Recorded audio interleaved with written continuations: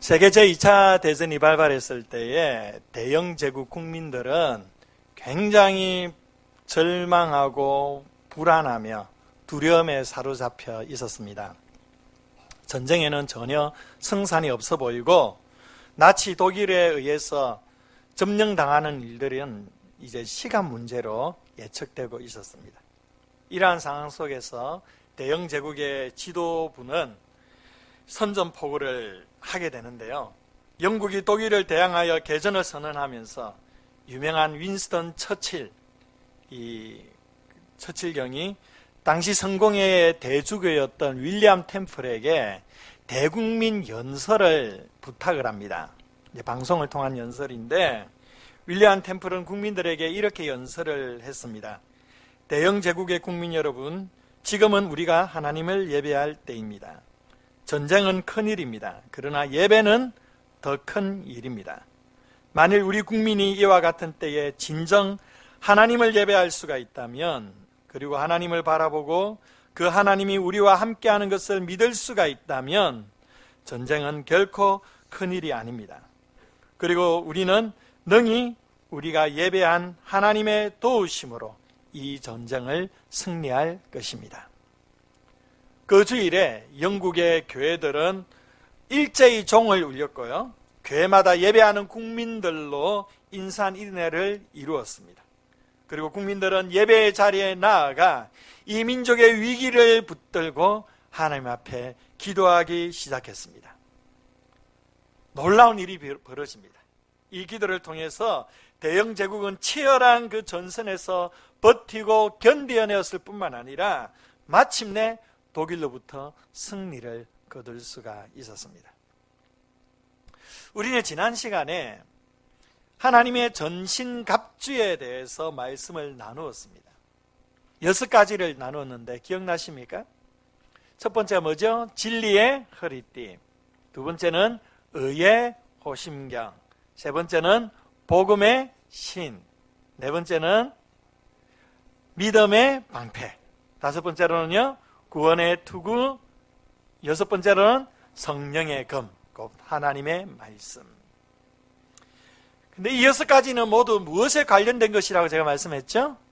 바로 말씀에 관련된 내용이라고 제가 말씀을 나누었습니다. 결국 말씀으로 무장하는 것이 하나님의 전신갑주를 입는 것입니다. 그래서 여러분에게 말씀의 손예화를 소개해 주었습니다. 한번 그림 띄워보실래요? 기억나시죠? 자, 한번 손을 오른손 올려서 한번 저 그림을 보고, 이미 까먹었을 테니까 그림을 보고 우리 한 손 한 손 내리면서 한번 크게 읽어보도록 합시다. 시작. 묵상, 암송, 공부, 읽기, 듣기. 다시 시작. 묵상, 암송, 공부, 읽기, 듣기. 예, 이 말씀의 손. 말씀을 묵상하고 암송하고 읽고 듣고 공부할 때에 우리는 말씀의 사람이 되는 것이고 말씀으로 무장하게 되는 것입니다. 이렇게 우리가 말씀에 붙들린 삶을 살아야만 영적인 전쟁에서 승리할 수가 있습니다. 오늘 본문에는 하나님의 말씀으로 무장할 뿐만 아니라 또 다른 하나를 우리에게 강조해 줍니다. 그것은 바로 기도입니다. 18절 한번 읽어볼까요? 18절 시작. 모든 기도와 간구를 하되 항상 성령 안에서 기도하고 이를 위하여 깨어 구하기를 항상 힘쓰며 여러 성도를 위하여 구하라. 기도에 대해서 말씀합니다. 기도는 전신갑주에 속해 있지는 않습니다. 그러나 그 전신갑주가 더욱 견고해져서 영적 전쟁에 탁월한 힘을 발휘하기 위해서는 반드시 기도가 필요함을 오늘 본문은 우리에게 말씀해 주는 것입니다. 그래서 폴 캐스라는 신학자는 이런 얘기를 했습니다. 갑주의 각 부분은 기도를 통해 더딥혀진다, 이렇게 말했습니다. 영적 전쟁에서의 승리의 양날개는 바로 말씀과 기도입니다. 이것은 신앙생활의 양날개이기도 합니다. 하나님의 말씀으로 전신갑주를 취해야 합니다. 그리고 기도를 통해 전신갑주가 제 기능을 발휘할 수 있도록 해야 합니다. 이렇게 말씀과 기도로 영적인 싸움을 행할 때에 우리가 악한 사단과의 마귀에서 승리할 줄 믿습니다. 신앙생활에 있어서 이렇게 말씀과 기도의 균형을 이루는 것은 결코 쉬운 것이 아닙니다. 말씀을 많이 강조하는 교회는요, 상대적으로 기도가 약한 것을 보게 됩니다. 또 기도가 아주 강한 교회는 말씀이 상대적으로 약한 것을 또 보게 됩니다. 그러나 우리의 건강한 신앙생활을 위해서는 반드시 말씀과 기도의 균형을 이루어야 합니다. 여러분은 어떠합니까? 말씀에 치우친 신앙입니까? 아니면 기도에 치우친 신앙입니까? 이것도 저것도 아니고 세상에 치우친 그런 삶은 아니십니까? 여러분이 하나님의 말씀을 읽고 묵상하는 만큼 기도도 열심히 하셔야 됩니다. 이 말씀과 기도가 우리의 삶의 균형을 이룰 때에 건강한 신앙생활을 할 수가 있습니다. 그리고 영적인 싸움에서 승리할 수가 있습니다. 여러분, 말씀을 붙드시길 바랍니다. 그리고 그 붙든 말씀을 가지고 열심히 기도의 자리에 나아가시기를 바랍니다. 이것이 승리의 비결입니다. 18절에 보면 기도를 둘로 구분해서 우리에게 말씀해 줍니다. 하나는 그냥 기도이고 하나는 간구입니다. 기도와 간구. 기도가 무엇이고 간구는 무엇일까요? 우리는 이 둘을 딱히 구분하기가 쉽지 않습니다. 그러나 헬라어 원어로 보면 정확하게 구분되어집니다. 기도는 프로슈케스라는 단어입니다. 이 단어는 예배라는 뜻의 프로스키네오에서 나온 단어입니다.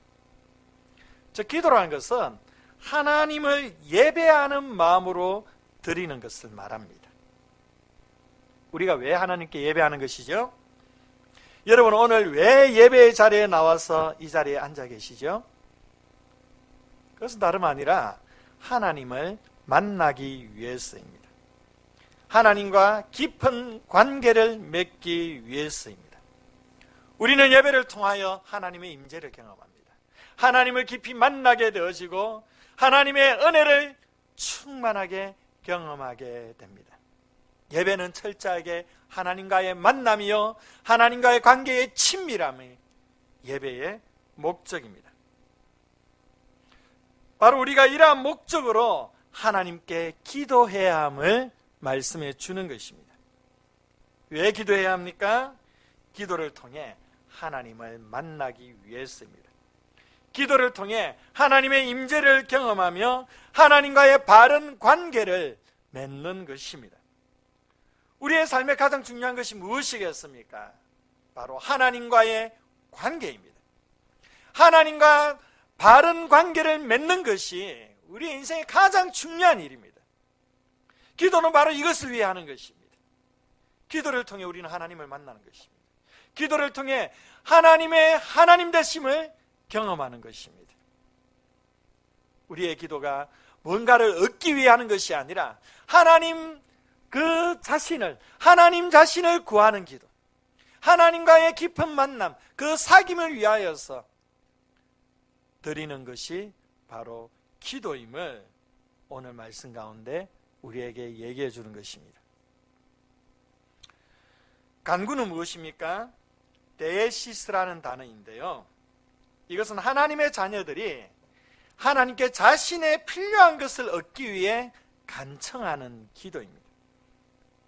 우리는요, 하나님과의 바른 관계를 위해서 기도해야 될 뿐만 아니라 우리 자신의 필요를 위해서도 기도해야 합니다. 자신의 영적인 필요를 위해서, 경제적인 필요나 건강을 위해서, 자녀들을 위해서, 우리의 자신이 가지고 있는 여러 가지 기도의 제목들을 가지고 하나님 앞에 간절하게 기도해야 합니다. 하나님께서는 우리의 필요가 무엇인지를 너무도 잘 아시는 분이십니다. 그리고 그것을 우리에게 주시기를 원하시는 분이십니다. 우리가 해야 할 일은 무엇입니까? 하나님께 구하는 것입니다. 간절하게 찾고 구할 때에 하나님께서 우리가 구하는 그 기도에 응답해 주실 줄 믿습니다. 영적 전투를 잘 감당하기 위해서는 이 두 가지가 다 필요합니다. 기도를 통해 하나님과의 깊은 관계도 맺어야 되고, 간구를 통해 하나님으로부터 영적인 능력과 삶의 필요들을 공급받아야 합니다. 이러한 의미에서 이 기도와 간구, 이 두 단어 속에 기도의 모든 본질이 다 담겨져 있습니다. 여러분, 하나님 앞에 기도하시기를 바랍니다. 간절하게 하나님을 찾고 하나님을 만나시기를 바랍니다. 그리고 간구하시기를 바랍니다. 여러분의 자신의 문제를 놓고, 여러분의 필요들을 놓고 하나님 앞에 간절하게 간구하시기를 바랍니다. 이렇게 하나님과의 바른 관계를 맺고 하나님의 필요를 체험받을 때에 우리는 영적인 싸움에서 승리할 수 있는 것입니다. 그렇다면 어떻게 기도해야 할까요? 오늘 본문에 보면 첫 번째로 항상 기도해야 함을 말씀해 줍니다. 이 18절 짧은 말씀에 항상이라는 단어가 몇 번 나옵니까? 몇 번 나오죠? 2번 나오죠, 2번. 3번 나오는 성경이 있습니까? 이상한 성경인데 2번 나옵니다, 2번. 항상 기도하라고 말씀합니다. 기도하기 싫을 때는 안 하고, 기도하고 싶을 때만 하라고 말하지 않습니다. 기도할 게 없으면 하지 않고, 기도할 제목이 생기면 하라고 말하지 않아요. 바쁘면 기도하지 말고 좀 한가롭고 여유 있을 때 기도하라, 이렇게 말씀하지 않습니다. 항상 기도하라고 말씀합니다. 데살로니가전서 5장 18절에는 뭐라고 말씀하죠? 쉬지 말고 기도하라. 왜 항상 기도해야 하고 왜 쉬지 말고 기도해야 할까요? 기도가 우리의 호흡이기 때문입니다. 여러분, 숨 조금만 안 쉬면 어떻게 됩니까? 천국 가는 거예요. 기도가 호흡이라는 것은, 기도는 어떤 선택사항이 아니에요. 기도하면 좋고 안 하면 아쉬운 이런 게 아닙니다. 기도는 생사의 문제입니다. 기도하지 않으면 우리의 영혼이 죽는 것입니다. 여러분, 기도가 영혼의 호흡이라는 사실을 믿습니까? 아멘이세요? 그런데 참 이상하죠. 기도하지 않는데 이렇게 잘 살아있잖아요. 이게 기적이에요, 기적. 이게 하나님의 살아계심의 증거입니다. 이게 기도 안 하면 이게 죽어야 되는데 생생하게 살아있잖아요. 이게 엄청난 기적이에요.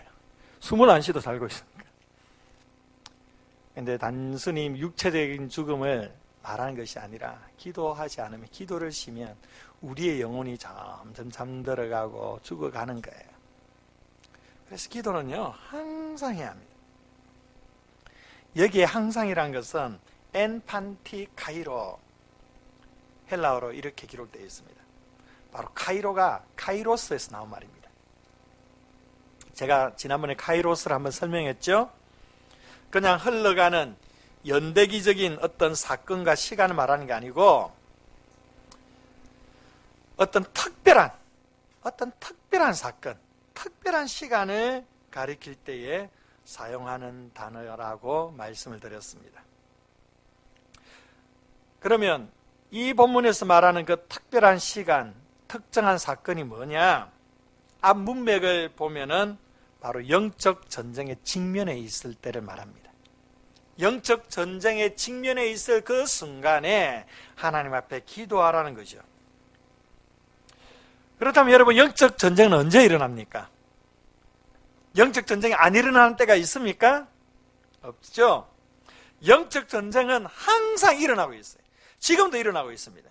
여러분의 생각 속에 하나님의 말씀 막 듣지 못하게 하고, 막 졸리게 만들고, 막 딴 생각만 만들고. 많죠? 5명? 7명인가요? 지금도 치열하게 이런 영적인 싸움이 일어나고 있어요. 영적인 전쟁은 끊임없이 항상 우리 안에 존재하고 있습니다. 이 세상에 사는 동안 영적 전쟁은 끝나지 않기 때문에, 끝이 없기 때문에 이 말씀은 매 순간마다 쉬지 말고 기도해야 된다는 것을 말씀하는 것입니다. 또 항상 기도하기 위해서 뭐라고 말씀합니까? 깨어 구하기를 항상 힘쓰라 라고 되어 있습니다. 깨어 구하기를 항상 힘쓰라. 여기서 깨어라는 말은 경계하다라는 뜻이에요. 주의를 기울이다라는 뜻입니다. 영적 경각심을 항상 유지하고 있으라는 겁니다. 항상 준비 태세를 갖추라는 거예요. 힘쓰라는 말은 마음을 쏟아놓으라는 뜻입니다. 마음을 쏟아놓으라. 기도는요, 마음을 쏟아놓는 것입니다. 하나님 앞에 그냥 형식적으로 엎드리는 게 아니고 내 마음을 쏟아내는 게 기도입니다. 기도는 이렇게 하는 것입니다. 항상 경각심을 가지고 주의하며 깨어서 자신의 마음을 쏟아놓으면서 하는 기도가 진정한 기도입니다. 이 본문에서 우리에게 요구하는 이 기도의 태도는 한마디로 치열하게 기도하라는 거예요. 집요하게 하나님께 매달리라는 것입니다. 기도는 이렇게 해야 됩니다. 항상 쉬지 말고 기도하되 경각심을 가지고 마음을 쏟으면서 아주 치열하고 집요하게 간절하게 하나님 앞에 기도하는 것이 바른 기도입니다. 여러분 안에 이런 항상 기도하는 삶이 회복되어지기를 축복합니다. 두 번째로 어떻게 기도하라고 말씀하죠? 성령 안에서 이렇게 기록되어 있습니다. 성령 안에서 기도하라. 이것은 성령의 도우심을 구하라는 것입니다. 그리고 성령의 권능으로 기도하라는 것입니다. 성령 안에서 기도한다는 것은 성령의 도우심 가운데 기도하는 것이요, 성령의 권능을 힘입어서 기도하는 것이 성령 안에서 기도하는 것입니다.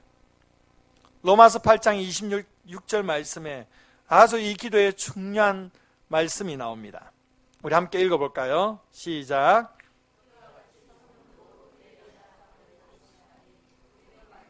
기도할 바를 알지 못하나 오직 성령이 말할 수 없는 탄식으로 우리를 위하여 친히 간구하시니라. 오늘 이 말씀을 보면 성령께서는 우리의 연약함을 도우시는 분이시라고 말씀합니다. 우리가 가진 연약함이 무엇이죠? 기도입니다. 기도. 우리는 기도가 약한 사람들입니다. 이 중에는 기도를 어떻게 해야 하는지 알지 못하는 분들도 있을 겁니다. 또한 기도하는 방법은 들어서 익히 알고 있는데 무엇을 위해 기도해야 될지도 모르는 분들도 있을 것입니다. 그리고 오랜 시간 동안 기도하지도 못합니다. 설령 오랜 시간 동안 기도한다 할지라도 우리의 기도가 정말 바른 기도인지 분별하지 못할 때도 있습니다. 우리 모두는 다 기도의 연약함을 가진 존재들입니다. 이런 기도의 연약함을 가진 우리가 어떻게 항상 쉬지 말고 기도할 수가 있겠습니까? 왜 이렇게 연약한 우리에게 하나님께서 기도하라고 재촉하고 있는 것입니까? 바로 성령이 계시기 때문입니다. 성령께서 우리를 도우시기 때문에, 성령께서 우리에게 기도할 수 있는 은혜를 주시기 때문에 우리는 이 성령의 능력을 힘입어 항상 기도하고 쉬지 말고 기도할 수가 있는 것입니다. 성령은요, 기도의 영입니다. 우리가 깊은 기도를 경험할 수 있도록 성령께서 우리의 기도를 도우십니다. 성령께서 우리 가운데 역사하시면 우리가 무엇을 구해야 될지 알지 못했는데 기도해야 될 제목들을 생각나게 하십니다. 성령께서 역사하시면 부르짖기가 참 부끄러웠는데 간절하게 부르짖도록 역사하십니다. 10분 기도하기도 참 힘들어가지고 기도 시간 늘리려고 주기도문도 하고 사도신경도 외우고 막 그렇게 해봤는데 그래도 기도 시간이 안 늘어요. 너무 기도가 힘들어요. 그런데 성령께서 역사하시니까 10분, 20분이 아니라 30분, 1시간, 2시간씩 그 자리에서 하나님 앞에 기도할 수 있도록 하시는 것입니다. 메말라 있는 우리의 눈에 성령의 탄식으로 말미암아 눈물을 흘리게 만듭니다. 성령은 이렇게 우리의 기도를 도우시는 분이십니다. 기도의 능력을 우리에게 허락해 주십니다. 기도가 왜 힘든지 아십니까? 내 힘으로 기도하려니까 안 되는 거예요. 내 지성으로 기도하려고 하니까 기도가 안 되는 겁니다. 여러분, 성령께 도우심을 구하십시오. 성령께서 우리의 기도 가운데 강력하게 역사하시도록 성령의 능력을 붙드십시오. 그러면 기도가 즐거워집니다. 기도하지 말래도 그 기도의 기쁨을 맛본 사람은 기도 안 할 수가 없다니까요. 그래서 저는 항상 기도의 첫 출발을 로마서 8장 26절 말씀까지 갑니다. 성령께서 말할 수 없는 탄식으로 나의 기도를 도와주시옵소서. 내가 기도해야 될 바를 알게 하여 주시옵소서. 내가 기도해야 될 그 문제들을 생각나게 해주시고 성령이 이끄시는 대로 기도하게 해주시옵소서. 이렇게 하나님 앞에 기도할 때 정말 성령께서 놀라운 방법으로 저를 압도하면서 그 은혜 속에 기도의 자리로 이끌어 주시는 것들을 기도 시간마다 경험하게 됩니다. 여러분들, 성령의 능력을 의지해서 기도하시기를 바랍니다. 여러분 자신의 의지와 생각과 그리고 지성과 경험들을 다 내려놓고 성령께 내어 맡기시길 바랍니다. 성령의 도우심을 구하시길 바랍니다. 성령께서 반드시 여러분들을 깊은 기도의 자리로 이끌어 주실 것입니다. 세 번째로 성도들을 위하여 기도하라 라고 되어 있습니다. 성도들을 위해 기도하라. 바로 중보기도를 말하죠. 우리 교단에서, 우리 합동교단에서는 중보기라는 기도라는 용어를 금지시켰습니다. 쓰지 못하게 했어요. 왜냐하면 중보자는 예수 그리스도 한 분이신데 우리가 어떻게 감히 중보기도 한다는 거냐. 중보기도는 예수님만 하실 수 있는 거다. 이런 신학적인 논지로 우리 교단은 중보기도라는 단어를, 용어를 못 쓰게 했어요.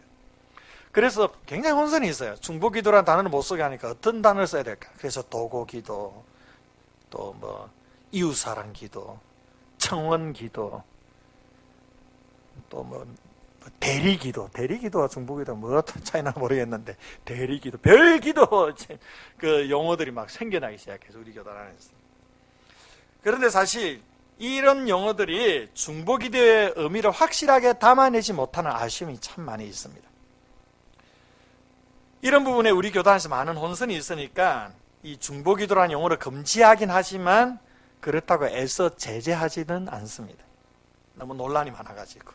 그래서 그냥 그렇게 하고 있습니다. 중보기도라는 용어를 쓰는 교회도 있고 또 끝까지 안 쓰는 교회도 있고 막 천차만별입니다.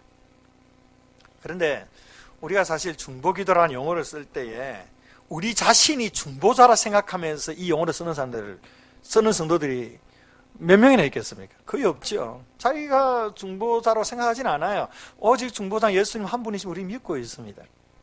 근데 너무 지나치게 신학적인 잣대를 들이대다 보니까 이런 오류가 조금 생기는 것 같은데, 중보기도라는 것은 단순합니다. 다른 사람들을 위해, 그리고 나라와 민족을 위해, 하나님의 나라를 위해 기도하는 기도가 중보기도인 겁니다. 우리가 기도할 때에 자신의 문제만 놓고 기도하지 말라는 겁니다. 다른 성도들을 위해, 더 나아가서 이 나라와 민족을 위해 기도하라고 말씀합니다. 이 중보기도에 능력이 있습니다. 이 중보기도가 우리를 깊은 기도의 사람으로 만드는 것입니다. 오스왈드 챔버스 목사님이 중보기도에 대해서 이런 얘기를 했습니다. 우리의 강청기도는 내 자신을 위한 기도가 아니라 하나님 나라를 위한 중보기도여야 한다. 중보기도의 모든 능력은 그리스도의 구속으로 인하여 기도가 응답되는 것이라는 확신에 있다. 여러분, 하나님의 전신갑주는 다른 사람이 대신해서 입을 수는 없습니다. 그러나 기도는 다른 사람을 위해 대신해 줄 수가 있는 것입니다. 왜 교회가 존재합니까? 서로를 위해 기도해 주기 위해서 교회가 존재합니다. 혼자 하면 힘드니까, 아니 혼자 하면 불가능하니까 서로 기도를 통해 함께 하라고 교회를 세워주신 것입니다. 교회는 만민이 기도하는 집이라고 말했습니다. 만민이 기도하는 집이라는 것은 만민을 위해 기도하는 집이라는 뜻입니다. 교회는 열방을 위해서, 모든 사람들을 위해서 기도하는 집입니다.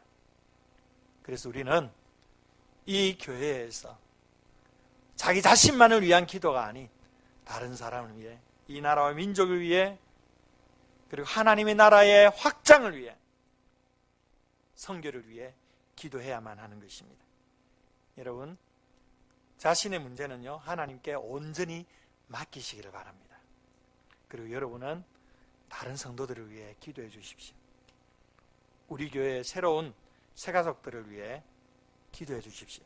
우리 생수교회에서 예수님을 만나고 믿음의 뿌리가 잘 내려지고 잘 정착할 수 있도록, 예수 믿고 복 받을 수 있도록 기도해 주시기를 바랍니다. 믿음의 약한 자들을 위해 기도해 주십시오. 낙심한 영혼을 위해 기도해 주십시오. 영적으로 육체적으로 병든 성도들을 위해 기도해 주십시오. 가정의 문제, 경제의 문제, 자녀의 문제로 아파하는 성도들을 위해 여러분 간절하게 기도해 주십시오. 직분자들이 주의 사역을 능력 있게 감당할 수 있도록 직분자를 위해 기도해 주십시오.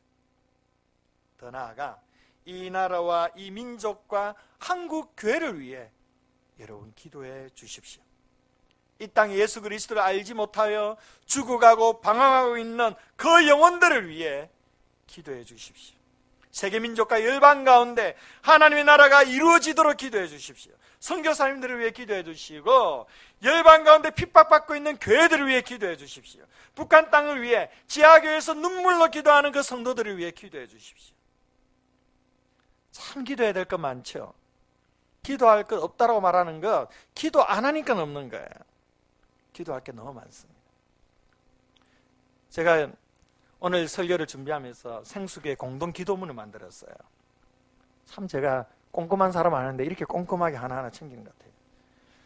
예, 생수교회 공동 기도문 뒤에 빛이 되어 있는데 7가지의 카테고리에 한 카테고리당 10가지의 기도 제목.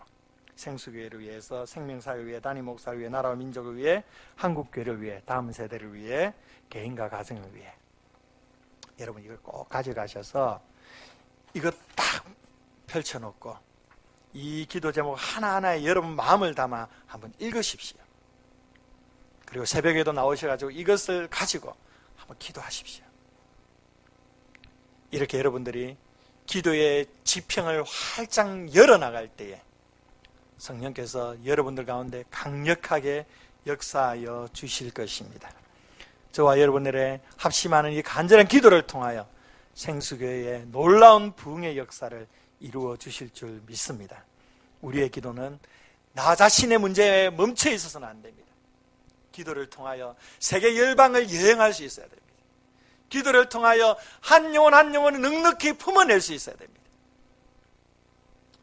이게 기도의 사람이 누릴 수 있는 특권이요 축복인 것입니다.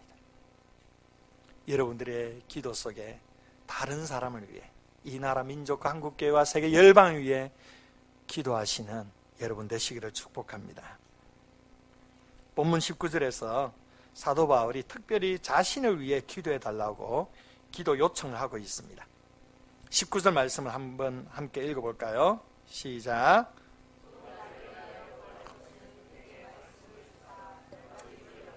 복음의 비밀을 담대히 알리게 하옵소서 할 것이니. 예, 자신을 위해서 기도를 해달라고 부탁을 합니다. 뭘 부탁합니까? 그 내용이 무엇입니까? 복음의 비밀을 담대히 알리게 하옵소서.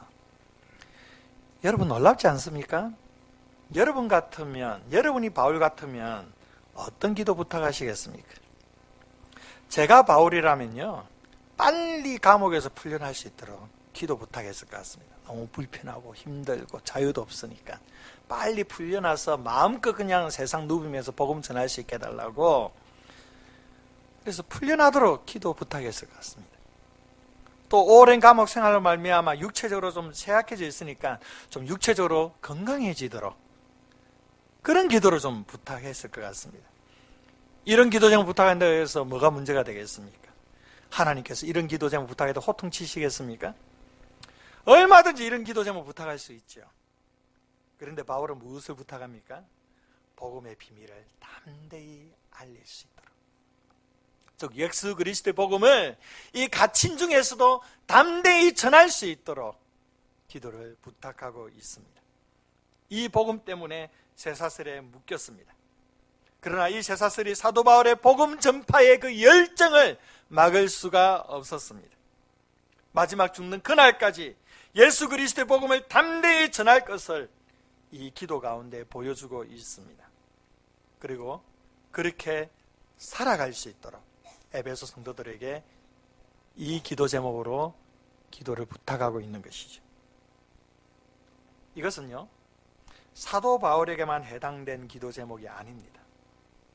어쩌면 이 지상에 있는 모든 목회자들과 복음 사역자들이 품어야 하고 또한 부탁해야 될 중요한 기도 제목입니다.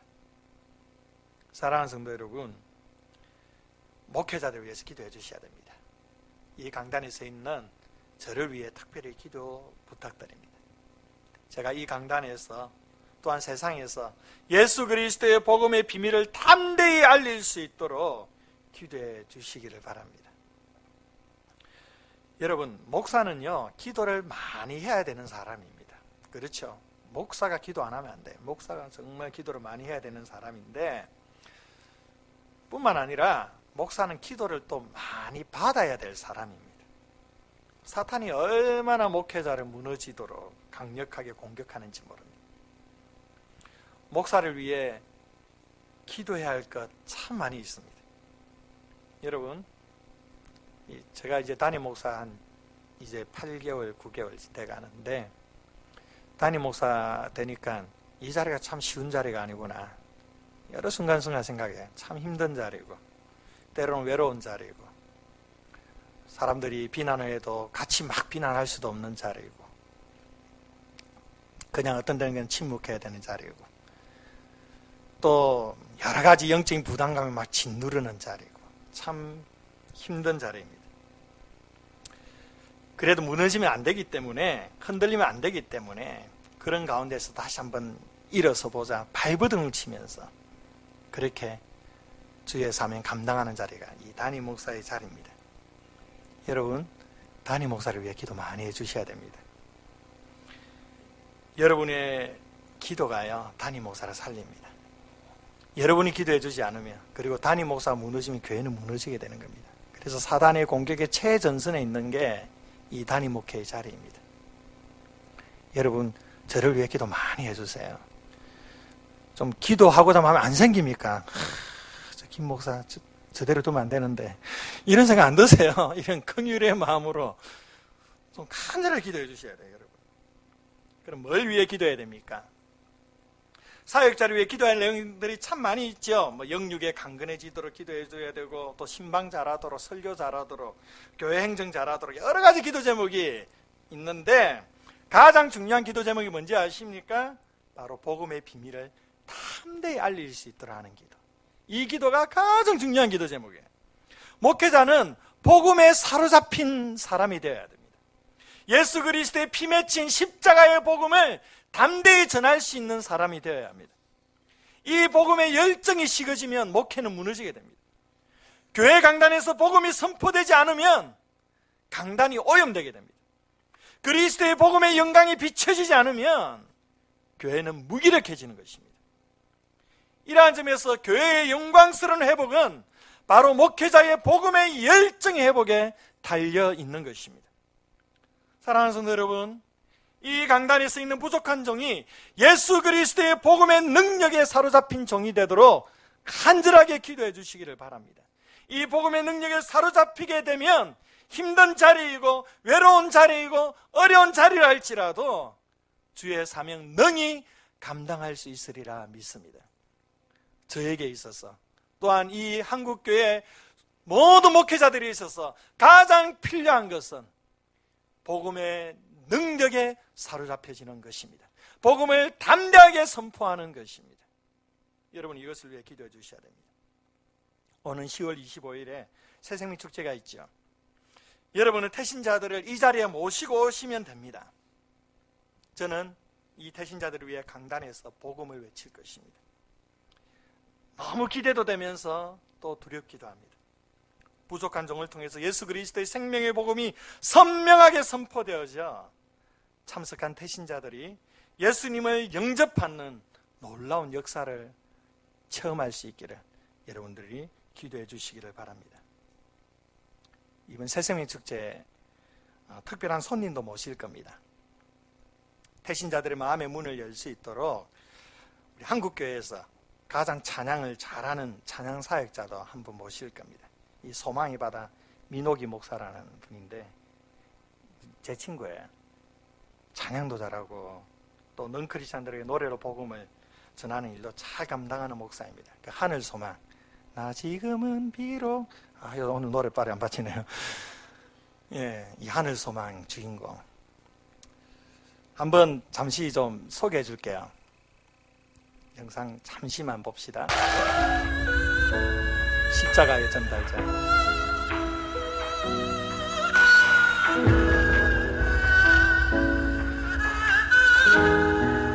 잘생겼죠?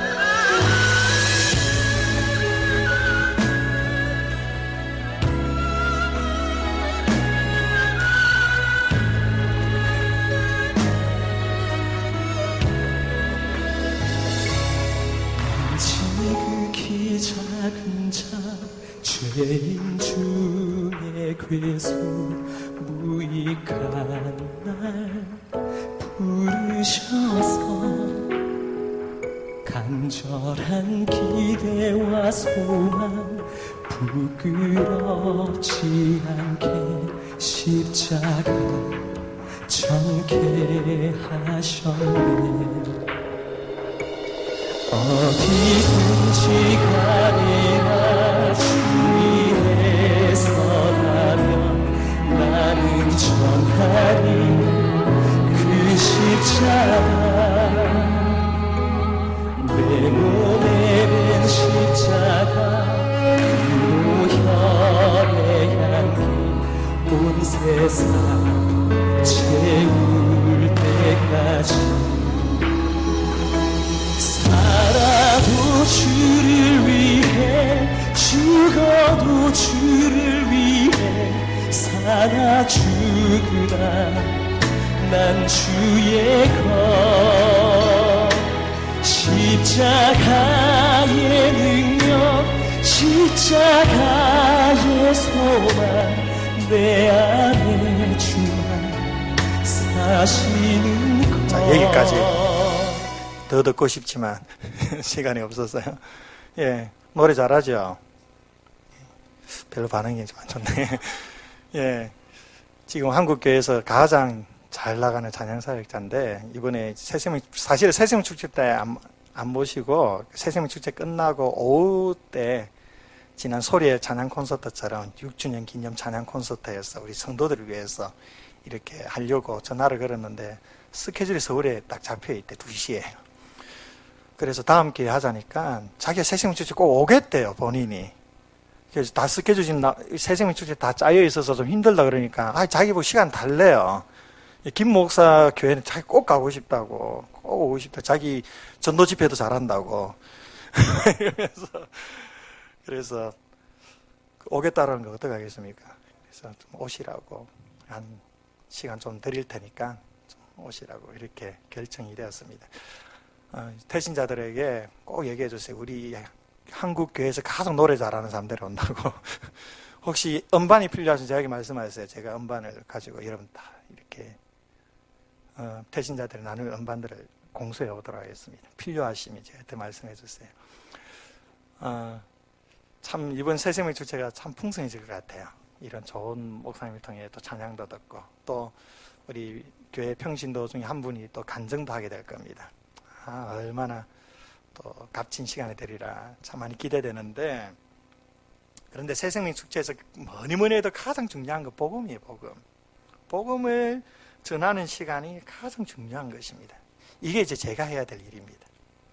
여러분 저를 위해서 복음을 담대하게 우리 태신자들에게, 우리 가족과 이웃과 친지도와 직장 동료들에게 담대히 전할 수 있도록 여러분들이 기도해 주시고 적극적으로 또 이 새생명 축제에 동참해 주시기를 바랍니다. 영적 전쟁에 있어서 가장 필요한 것 정리하면요, 3가지예요. 첫 번째로는 말씀으로 무장하는 겁니다. 말씀. 하나님의 말씀으로 무장하는 것이고, 두 번째로는 기도에 불을 붙이는 것입니다. 기도할 때에 말씀의 무기를 강력하게 사용할 수가 있습니다. 그리고 세 번째는 전도하는 것입니다. 잃어버린 영혼을 구원하는 것입니다. 이것이 바로 영적 전쟁의 승리의 비결임을 오늘 본문에서 우리에게 말씀해 줍니다. 이제 사도 바울은 마지막 인사로 에베소서의 대단원을 마무리합니다. 우리 21절 읽어보겠습니다. 21절 시작. 나의 사정 곧 내가 무엇을 하는지 너희에게도 알리려 하노니 사랑을 받은 형제여, 주 안에서 진실한 일꾼인 두기고가 모든 일을 너희에게 알리리라. 사도 바울은 두기고를 통해 이 편지를 에베소 교인들에게 전달을 합니다. 그는 바울의 3차 전도 여행에 동행했던 사람이고요, 마게도냐와 아가야 지방에서 구제금을 가지고 예루살렘에 방문한 사람들 중에 한 사람이었습니다. 또한 바울이 로마 감옥에 수감되어 있는 동안에 골로스 교회와 에베소 교회에게 각각 바울의 편지를 전달했던 사람입니다. 심지어 그레데에서 목회하고 있는 디도를 보고자 하였을 때 바울의 사신으로 갔던 인물이었습니다. 바울이 이 두기고를 얼마나 신뢰하는지를 여실히 보여줍니다. 중요한 일이 있을 때마다 두기고를 보냈습니다. 바울의 신뢰는 그에 대한 소개 한마디에 그대로 드러납니다. 그를 뭐라고 소개합니까? 진실한 일꾼이다. 두기고는 진실한 일꾼이었습니다. 이 진실한 일꾼 두기고를 보내고자 했던 목적이 또한 있습니다. 22절에 보면 에베소 성도들의 마음을 위로하기 위해서라고 기록하죠. 두기고는 진실한 일꾼이면서 또한 위로와 격려의 사람이었다는 것입니다. 그래서 두기고는 바울뿐만 아니라 에베소 교인들과 많은 사람들이 사랑했던 귀한 형제였습니다. 저를 포함한 우리 생수교 성도들이 이 두기고처럼 진실한 일꾼이 될 수 있기를 원합니다. 위로와 격려의 사람이 될 수 있기를 원합니다. 여러분 많이 위로해 주세요. 많이 격려해 주세요. 그리고 진실하게 주님을 섬기십시오. 그런 성도가 많이 모인 교회가 행복한 교회입니다. 축복된 교회입니다. 우리 생수교회가 이런 교회가 되기를 축복합니다. 이제 마지막 인사입니다. 23절, 24절 우리 함께 읽어봅니다. 자, 시작. 아버지 하나님과 주 예수 그리스도께로부터 평안과 믿음을 겸한 사랑이 형제들에게 있을지어다. 우리 주 예수 그리스도를 변함없이 사랑하는 모든 자에게 은혜가 있을지어다. 에베소서는 은혜와 평강으로 시작되어 이제는 평강과 믿음, 평안과 믿음을 겸한 사랑, 그리고 은혜로 마무리합니다.